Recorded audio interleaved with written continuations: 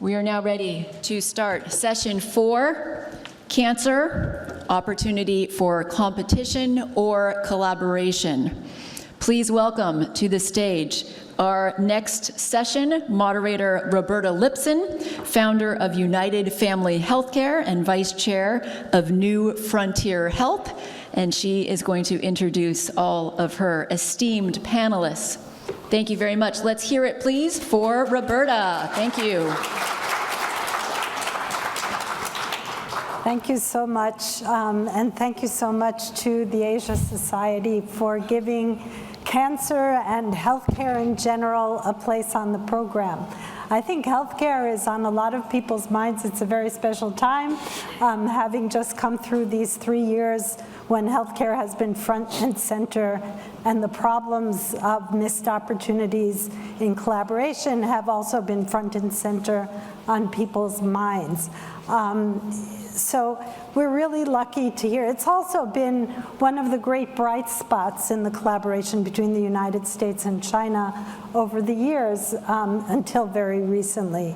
So we're very lucky to hear about some of the successes in this collaboration from various perspectives.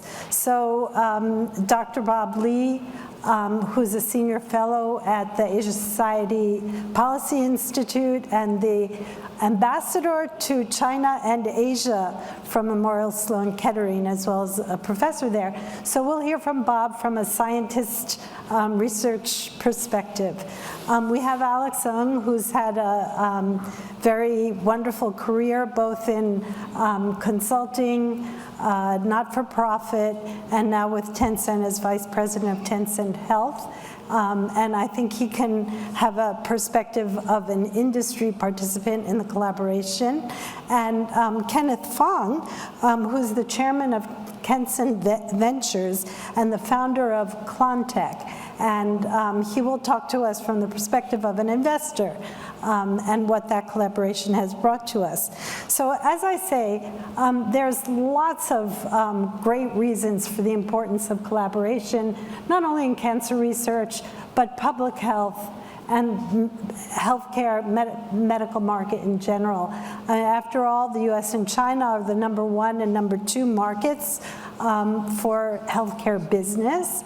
They're the largest source of patients in cancer alone, 4 million new patients a year from just China, and it accounts for like 24% of the world burden, and even 30%, more than that, 30% of deaths from cancer. So from that perspective, it just can't be ignored. But also, China and the US, the pool of some of the best scientific minds, and to not engage is really a shame. And over the years, we've seen tens of thousands of fellows being trained in the United States, lots and lots of people-to-people exchange, training in China. So both sides have benefited tremendously from knowledge sharing. Recently, we've run into some more problems, things like cybersecurity concerns, genetic material law, and mutual government enmity in general, and suspicions have, as well as the China initiative, the hated China initiative, happily now discontinued, but have really stood in the way of the great collaborations that we've had in the past. And arguably, the discontinuation of collaboration and communications has caused a missed opportunity, perhaps, to prevent a global epidemic. So, however, with all that, looking at the career of the three of you, there are so many bright spots to talk about. So I'd like to ask you, Bob, first, to talk about why collaboration is important, some of the positive experiences that you've had in training exchanges, joint research, clinical trials, and I hope you'll tell us especially about the Cure for Cancer initiative. Thank you, Robeta, for your kind introduction, and to Asia Society for this opportunity and for your hosting of this very special conversation. I'm an oncologist who works in Memorial Sloan Kettering Cancer Center in New York. Collaborating with China on cancer, especially clinical trials, is a no-brainer to us. The statistics as cited by Robeta are current. Out of the 10 million deaths from cancer every single year, with devastating effects on families and loved ones, the 30% of that, 3 million deaths, occur in China alone. United States is the #2 victim of cancer, about 600,000 deaths every year. And in terms of total cancer burden, number of diagnoses, it's a #2. So the #1 and #2 victims of cancer working together against this common enemy is pretty straightforward if you purely look at the medical and scientific aspects. To do clinical trials, we need a lot of patience. In this day and age of scientific discovery and technological transformation, you can't treat cancers the same way. Lung cancers are sliced in multiple different categories of molecular classifications and driver mutations. So we're really treating 1% of lung cancer with a specific medicine, 2% of breast cancer with different specific medicine. This is precision medicine. These are highly effective medicines that can really improve survival and outcomes way beyond the traditional chemotherapies for all.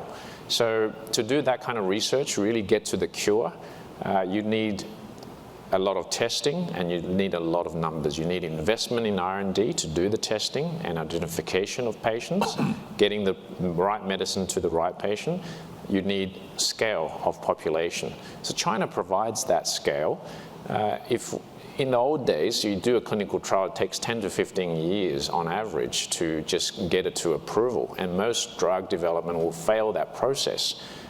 So if you use that kind of framework, you're not going to see the cure for cancer. You won't see it in this lifetime. Our grandkids will probably not see it in their lifetime.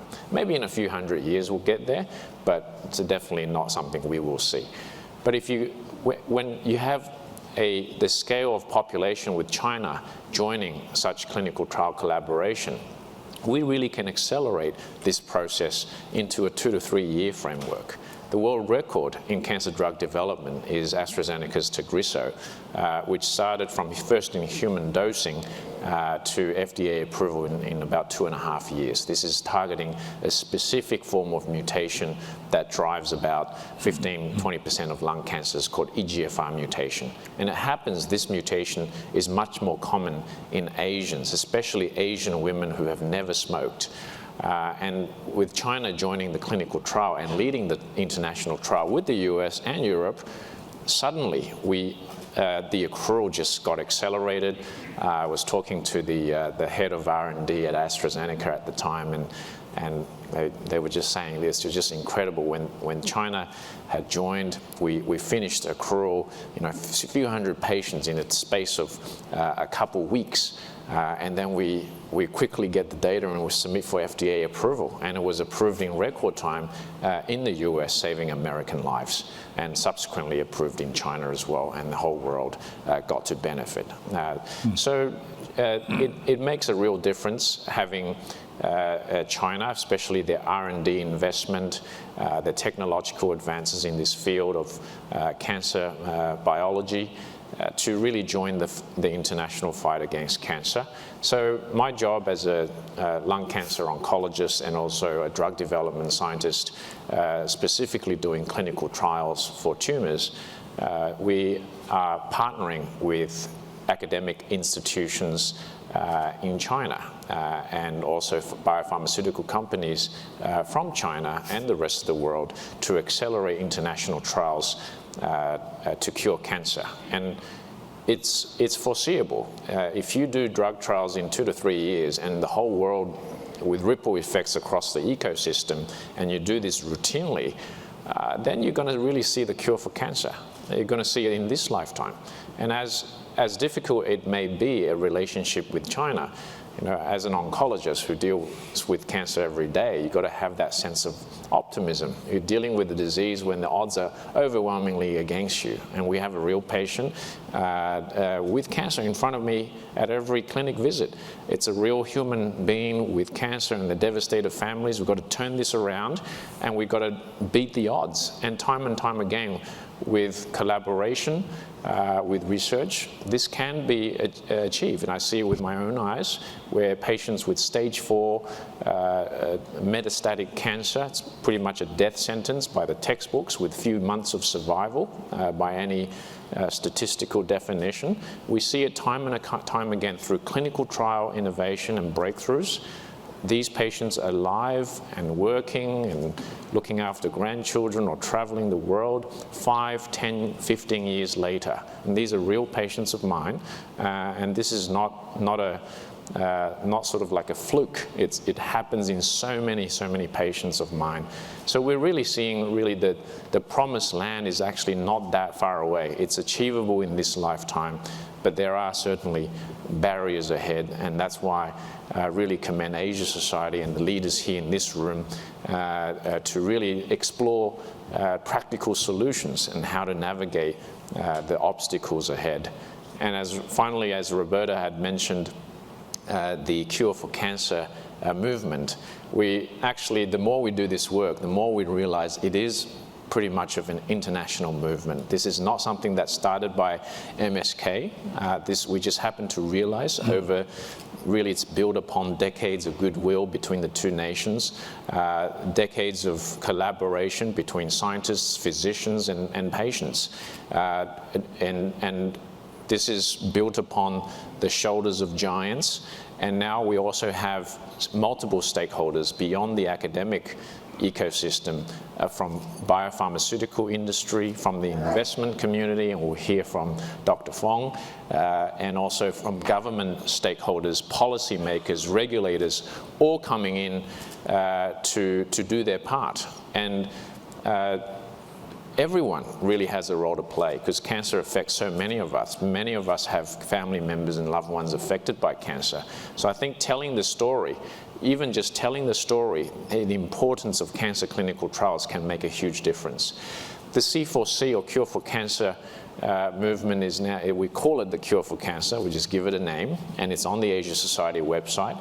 And the first thing we want to do is really tell the story, to raise public awareness, to raise initiative, because most people don't even know what a clinical trial is. Most patients think it's some kind of lab rat experiment, whereas all academic societies and guidelines put a clinical trial as the very best treatment or care of the patient with cancer, because it incorporates the standard of care, and there's a scientifically driven attempt to go beyond the treatments of today and bring the treatments of tomorrow for the patient today. It's highly regulated, highly transparent. There's really no IP to be stolen, because it's all presented publicly in terms of the data. It's open to vetting and inspections. It's really an open collaboration. So this is the story we need to tell. This is so I would encourage everyone to do your part. Spread the word. If you're a philanthropist, we would certainly welcome a lot of injection of funds to support this nonprofit mission. And if you're a media professional, please use your expertise to help. If you have patients in your family or loved ones, we would like to hear from you and get you on the screen to tell the story and how important this may be. This is a fight that really unites and brings the world together. And we're hoping to also achieve some policy innovations in this, because if the United States and China get together in some cancer clinical trial regulatory policy, including Project Orbis, which is championed by the FDA Oncology Center of Excellence, a signature accomplishment of President Biden's White House cancer moonshot, now getting many countries to join for regulatory approval, simultaneous review between different countries together. If China can be allowed to join that in a multilateral way, they can review innovative oncology therapeutics and diagnostics in expedited fashion, bringing innovation to patients, millions of patients, many years ahead of time. The life-saving impact, we did an analysis and that was published in Harvard Business Review, that could save 1 to 2 million lives every single year. So these policy changes can make a huge difference. And here, really thank all the experts here, especially the Asia Society Policy Institute, in doing your part to help us advance the movement. Thanks. Wonderful. Thank you so much, Bob. I can tell you as a service provider, patients that haven't found a cure to their cancer in China want nothing more than to be involved in a U.S. clinical trial.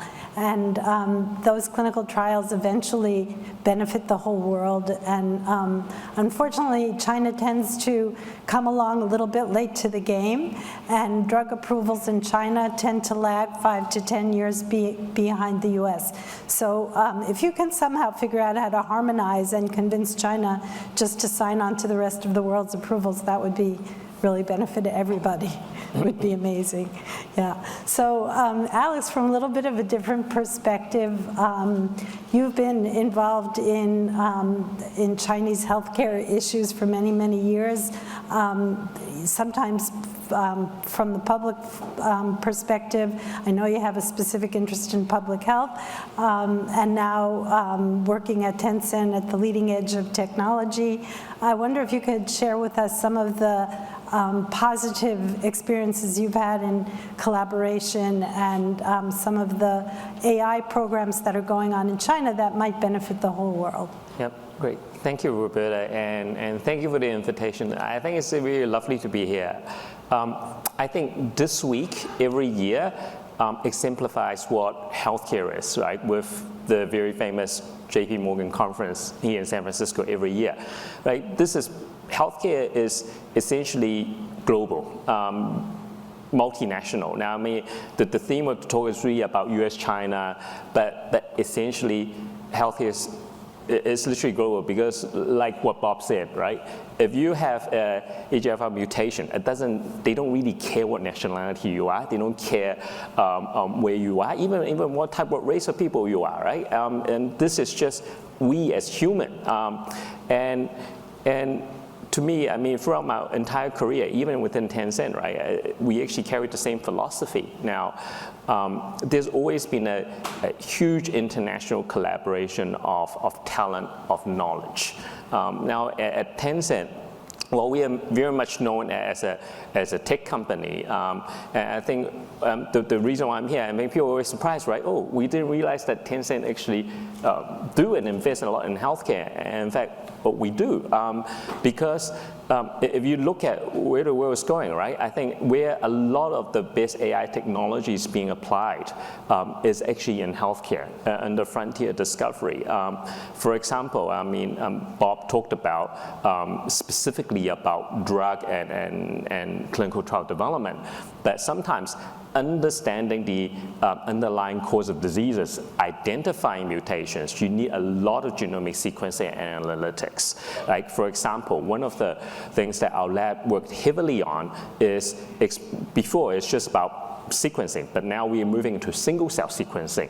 And the amount of data that's being generated is actually enormous, actually faster than what even the best machine can compute.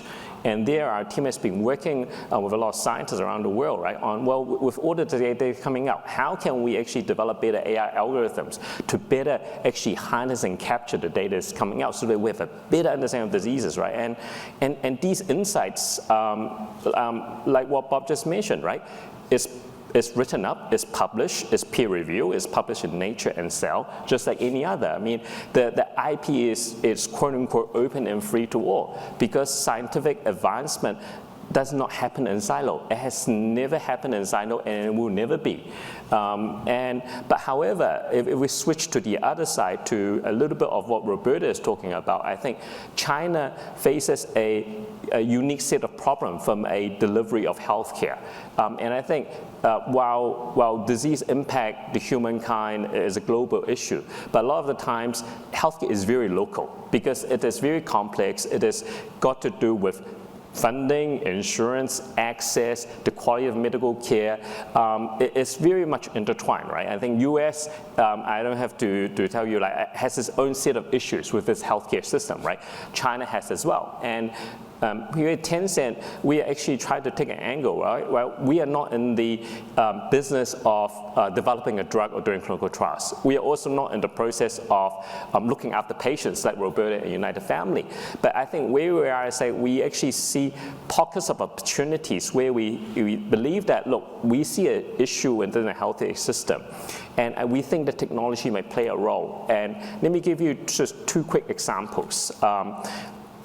China has one of the largest population of cancer patients, but per capita basis, it's probably got a very unequal number of capable oncologists that is able to serve that patient.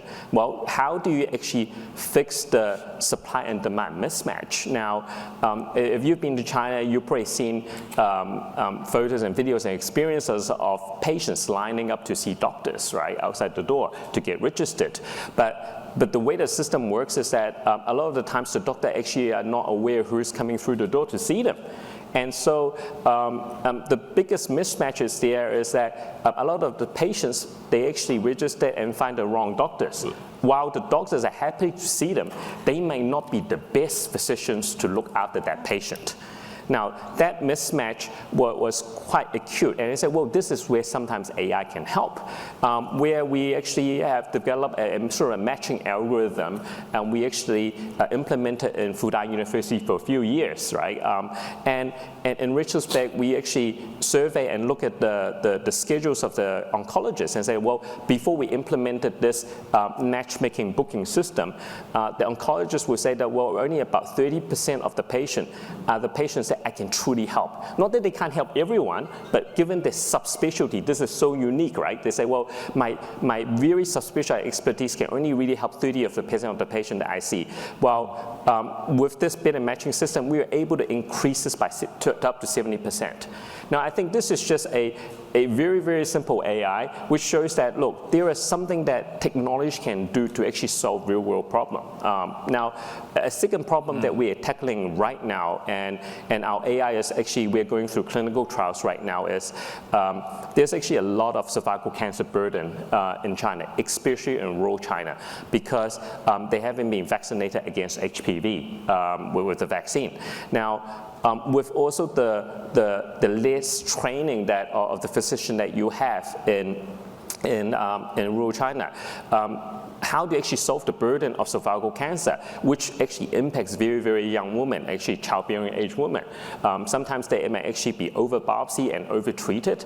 And what we are doing is actually we're working with doctors, and we develop this AI algorithm so that when they actually do a colposcopy, so when they actually take a camera and look at the cervix to actually look at what are the disease changes there are, our AI can actually inform them, look, this change is actually normal, don't biopsy it. Or if you need to biopsy it, the AI will tell you where you should be biopsying. So you actually develop the sort of the right appropriate sort of diagnosis and treatment on the spot to actually augment the experience and at the level of a rural village doctor. And I think these are some of the real-world applications that Tencent is putting a lot of investment in, both on the frontier of scientific development, which we believe is very, very global. At the same time, since we're in China, we actually try to actually adopt a lot of our technology and AI, right, to solve very, very specific local social issues. And we know that if we actually solve these issues, and we are writing these up, we are publishing it, right, this knowledge is also global, because the issues that we see about mismatch of patients to doctors, or the lack of experience of colposcopists, right, in rural China, the same can be said in Africa and India and other places around the world. And so I think our mission, and the reason why I'm actually very enthusiastic to be leading this initiative in Tencent, because I think this is, we truly see this as something that has global impact and can actually benefit humankind. Thank you so much, Alex. I'm going to have a follow-up question on that AI cervical cancer approach in a little while. But first, I'd like to ask Ken to take it from a little bit of a different perspective. I know that your company, both Quantech and some of your Kensen investments, have benefited tremendously from the participation of brilliant Chinese engineers who've come to this country. And so maybe you can talk a little bit about that experience, about how we benefit from the inflow of talent. All right. Thank you, Robeta. I want to let you know that I've been in the biomedical field for a little bit more than 40 years. And I'm not that young like these two gentlemen. They probably look like about 40 years old. And I would like to share with you my experience in this country working with a bunch of Chinese intellectuals. Mostly they got a PhD in this country, and then I work with them over the years. And that hopefully can give us some perspective with my empirical experience about the US and China kind of relationship from my experience. I'll tell you a little of my background. I came from Hong Kong as an immigrant in the 60s, and I have a great-grandfather. My grandfather's father came to the United States as a laborer. And then my grandfather actually ended up in Cuba. I don't know why he went to Cuba. But my father came here to the United States, also as a laborer. So you can tell you a little bit about history, about the immigration of the Chinese, into this country. They're all laborers in the old days. So I'm the only exception in our family. And I came here in the 60s because the fact that President Kennedy relaxed the immigration law. We essentially get rid of the Chinese Exclusion Act, allowing immigrants from Asia to come in the normal 20,000 a year, actually, if I'm not mistaken.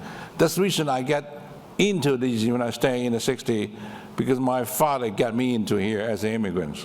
That's a little of my history. So luckily, as I said, I get an education in this country. I got to thank America for doing that, because when I was in Hong Kong, I was thinking about doing something else. But I came to the United States, I have the chance to get an education. That's why I get education, eventually get a PhD. So that changed my life.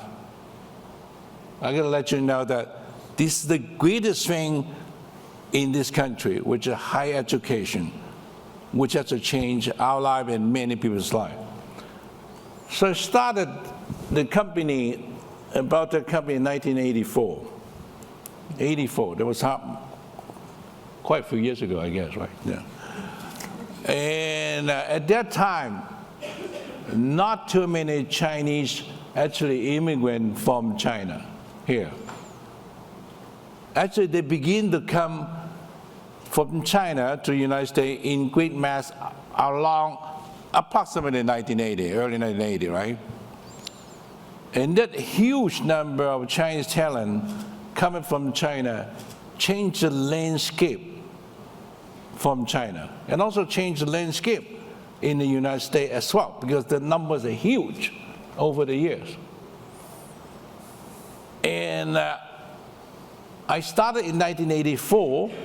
I did not hire anyone from China because they were not educated until they came slowly, to get their PhD. And then after they get their PhD, they get a job and find a wife.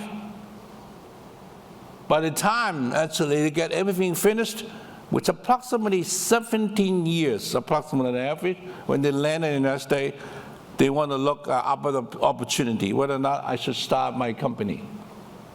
And when they wanted to start a company, they came look for Ken Fong, me, because I've been around.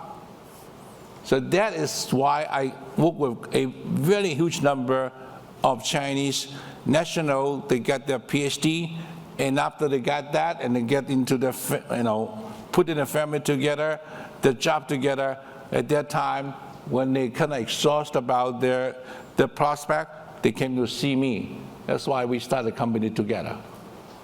So I wanted to let you know about one story, and then that story might lead you a little bit idea about what it means. So one company called GeneWeed, and there's another company called GeneScript. GeneWeed actually, they want me to help them to get the company started, from 2 PhD from Columbia University. So they were in the business that's serving the pharmaceutical company and also some of the university. And they're actually doing a very good job. But interestingly, there's a company called GeneWeed also started out at the same time in New Jersey. They actually came from New Jersey. So they were good friends. The 2 founders are very good friends. But for some reason, they compete with each other in the same marketplace, and they actually stole actually employees from each other. And they got to the point of what? Not getting along with each other. And end up suing each other. I was on the board. They did not tell me about, and then later, because I look at the finance, how come you spend so much money on legal fee? So they told me that they were trying to sue each other. So I said later that, why do you want to sue each other, wasting our money, investors' money, and also your time? They eventually stopped it. But I tell you what happened. They actually become a very successful company because they serve the industry extremely well. They also actually have their subsidiary in China. Both of them have their subsidiary in China because they want to save money operating in China. In China, usually you can pay about one-third of the salary in China than you will otherwise do it here. Okay, so the conclusion I want to make is this. This company, GeneWeed, I work with, eventually sold it to a very good American company. The company actually used this company's technology to make it extremely big, which actually benefiting the U.S. company as a whole. The second company competing with GeneWeed also have a technology they developed, which actually into what I call the multiple melanoma. Actually, it was a company called Legend. The company eventually licensed to Johnson & Johnson. Johnson & Johnson make use of the technology to serve our patient in this country, which actually end up doing extremely well. The point I want to make to you is that these 2 companies get benefit from the technology in the marketplace in this country, and both of them are doing extremely well at this point, benefiting also our American company as well. So that's the one story I want to let you know.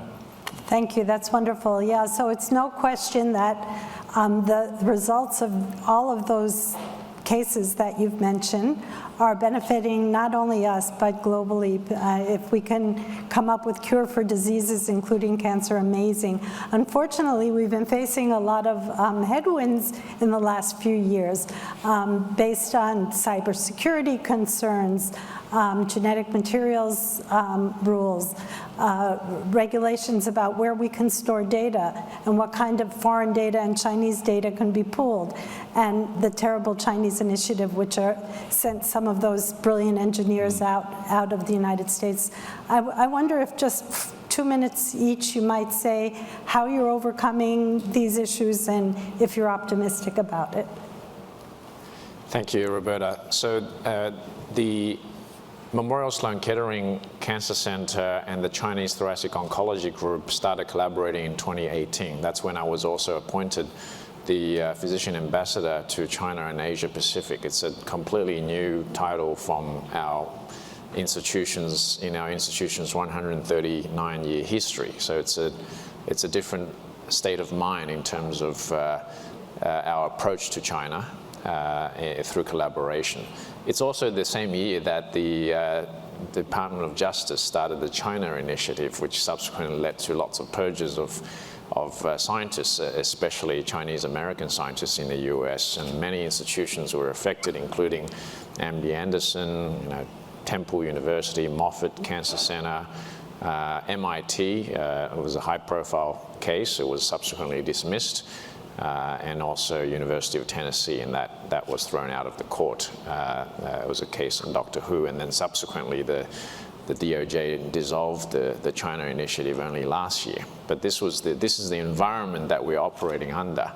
The China Initiative did have some important points to make, and it's about transparency. And the non-disclosures of simultaneous China and U.S.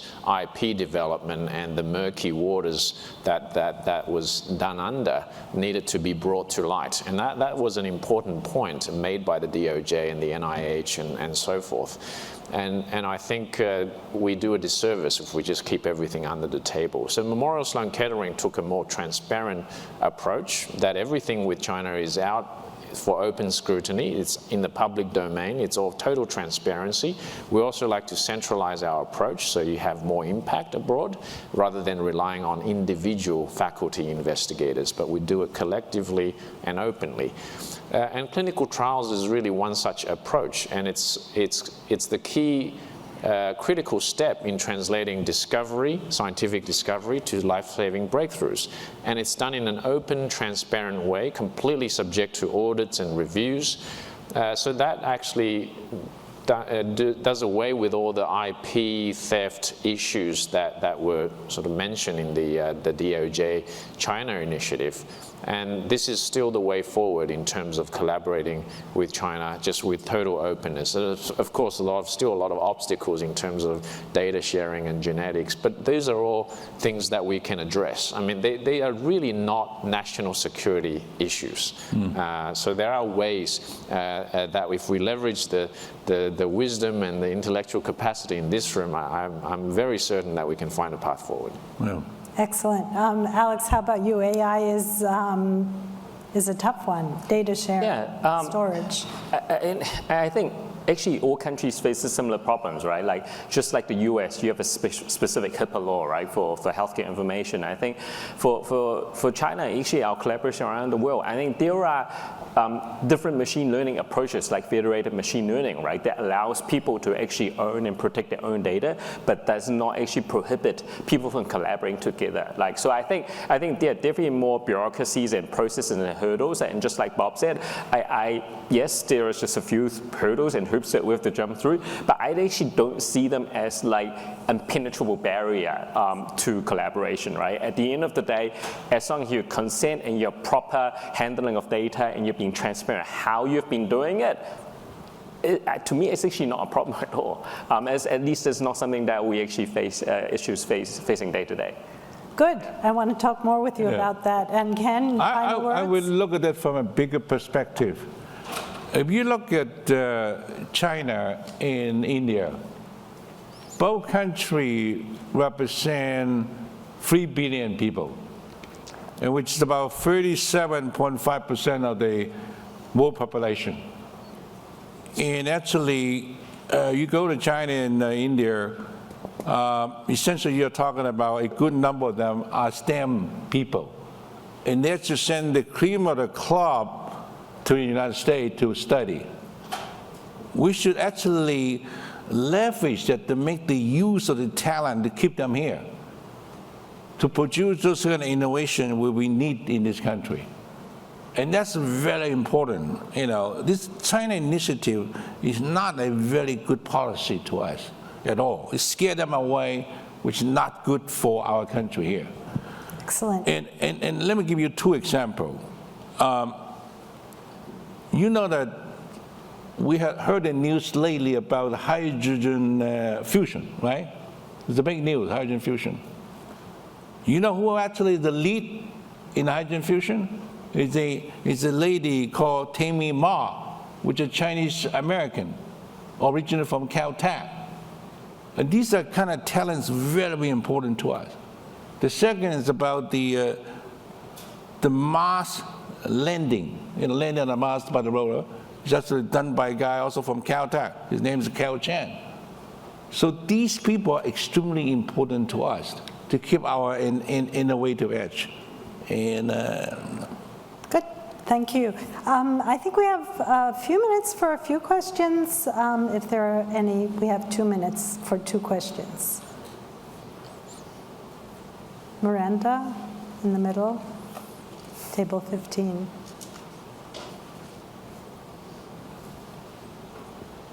Can hardly see it here.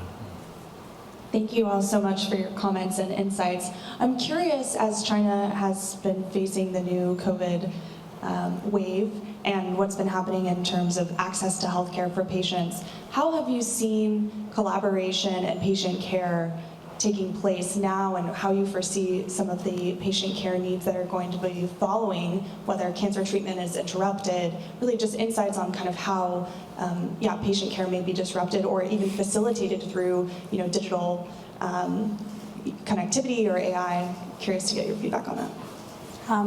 Would you like to take that? Yeah, thank you for the great question. We've certainly learned a lot during the pandemic, and when clinical trials had to be shut down in many institutions because of the simply can't have waiting room packed full of patients, we were forced to innovate and adopt technologies such as telemedicine, remote monitoring devices for your blood pressure and your pulse, and then digital consenting of patients on trials, and remote shipment of medicines to their homes, and liquid biopsy technologies where you can do profiling just by a tumor profiling by a tube of blood, and could be delivered at the patient's homes. So those tools were rapidly adapted, and now we have a new paradigm of doing clinical trials that we can bypass the packed waiting room and still continue the trial. In fact, one of the oncology's biggest breakthroughs is the cracking of the so-called undruggable KRAS. It, for 40 years, has been deemed totally undruggable, but thanks to international collaboration, we developed the first KRAS inhibitor through a clinical trial in the midst of a pandemic in less than 3 years. And that was approved now in more than 40 countries, saving just lots of lives. So technology is the answer to these questions, to problems, and I believe we can still continue to leverage technology and certainly encouragement to Tencent Health to play a greater role in clinical trials post-pandemic. And even today in China's overwhelmed medical system because of the COVID complications, we could still continue to deliver care through technology and through collaboration. Thanks.